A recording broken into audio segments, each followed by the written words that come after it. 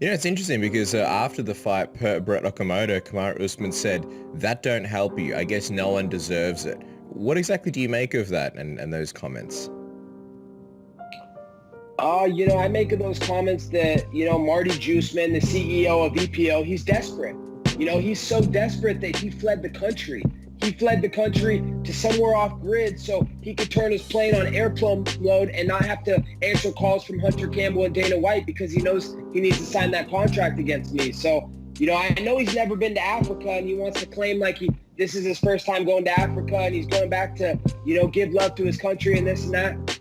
The guy's never been to Africa. He was born in Dallas, Texas. He went to college in Nebraska. So, he's trying to save face and act like he's Nigerian, go to Africa, act like he's an African and this and that. But, he's desperate. He's running from me. He's hiding and, he's not answering the calls from the UFC to get this contract signed between me and him. I guess in some ways, the part where he says that don't help you, I guess he's referring to the Diaz-Leon Edwards result. So I guess in some ways you guys agree with that. I guess in some ways, the fact that you're saying, Leon, in your opinion, doesn't deserve the next title shot. In some ways, you're on the same case. I guess the part where he says, I guess no one deserves it, I'm trying to figure out, where that leaves the division, so to speak. Yeah, the thing about, Marty Usman is he doesn't move the needle. The only needle that he moves is the needle that moves to his butt when he injects steroids in himself. So, the thing is that Marty, he's not the matchmaker for the UFC. The matchmaker is Hunter Campbell, Dana White, all the high-ups in the UFC, Ari Emanuel, whoever they want to decide. So I don't know why a fighter's trying to act like a matchmaker. If you want to claim to be this GOAT, this pound-for-pound great, all this stuff, you don't pick who you fight. You fight who the UFC puts in front of you. You fight who the people want you to fight. The people want this fight. They want Usman Covington round 2. This unfinished business. There's a lot of controversy from the first fight. The score needs to be settled. He wasn't complaining when he was getting these easy paychecks with these lightweight washouts and Dilbert and Street Judas, the fragile guy. But now, he's trying to find any excuse in the book not to rematch me. The guy that's the number one contender, the number one next to his name, the guy that's America's champ, Donald Trump's favorite fighter. So, I don't take much into what Marty says. Everybody knows how fake he is as it is. The guy has no charisma. He has as much charisma as the wet mop in my house. So who cares what Marty says? It's all about what Dana White and Hunter Campbell say at the UFC.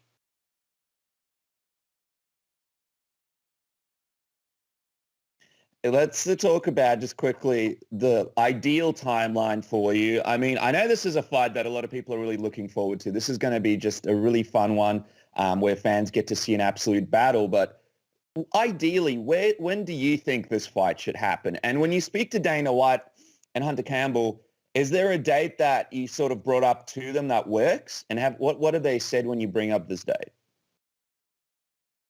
I let Hunter Campbell and Dana White know I'm ready to go right now. Anytime, any place, anywhere. So, I'd like to get it sooner than later. Marty was out there saying he was ready to fight in June against other guys in the division. So if you're ready to fight in June against the other guys in the division, why don't you want to fight the number one contender, the guy that you have to fight your next fight? Why can't you fight me in June? Why can't you fight me in July?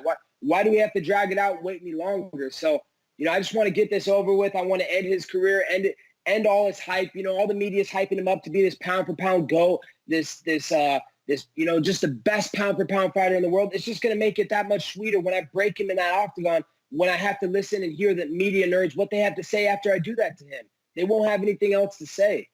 If let's say things do go to plan and you walk away with the UFC title, I'm wondering, is that a situation where you'd offer him an immediate rematch if that's something that the UFC tries to do, if that's something that he wants? Or do you believe that once this thing is settled, it's time to move on to the next contender in line in the division? No, absolutely. I want my trilogy. I've told the UFC since day one, there will be a sequel and there will be a trilogy. I'm not going to have any stones unturned. I want this fight and the fans and the people to know who the best fighter in the world is.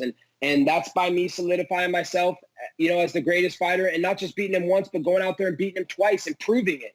He hasn't proved it yet. So that's why I'm asking for this rematch, because I want him to prove it. If he's the best, prove that you're the best. But, I'm going to go out there and I'm going to prove I'm the best next fight. And if he wants another fight in me, Honestly, guys, I don't think he's going to want another fight after what I do to him in this next fight. I'm a completely different, involved fighter with my new team at Colby Covington Incorporated and MMA Masters, Cesar Carnero. We've made huge strides in my striking game. Daniel Valverde, my judo and jiu-jitsu coach, made unbelievable progress in my submissions and my finishing skills. So, I don't know if Marty's going to want to fight me ever again. Look at him now, guys. He doesn't want to fight me now. He's scared. He's running. He's finding any excuse in the book not to fight me. I mean, he's fleeing the country to get away from me. And guess what, guys? There's trouble in paradise. I got another little secret for my boys down under that I haven't told nobody yet. Let's just say, hey, Ali Abdelaziz, I know you're trying to avoid me. You're trying to find any way in the book not to fight me. Hey, man, I get it. You're scared. But, man, I know how scared Usman is, too. He's avoiding this rematch so bad, and he's finding out that you're not the real friend that he thought he was. That's why he's sitting down having meetings with other managers. And I just have to say, Marty had a meeting with CAA, Markel Martin. They had a meeting at Swan in Miami Beach, the design district. And, it's because Marty's not happy with Ali. Not only is Ali not doing what he promised Marty, he's not able to get him out of avoided fighting me. Marty doesn't want to fight me. Ali's can't find a way around it because the UFC is going to make this fight. So, Marty's entertaining new managers, and one specifically CAA.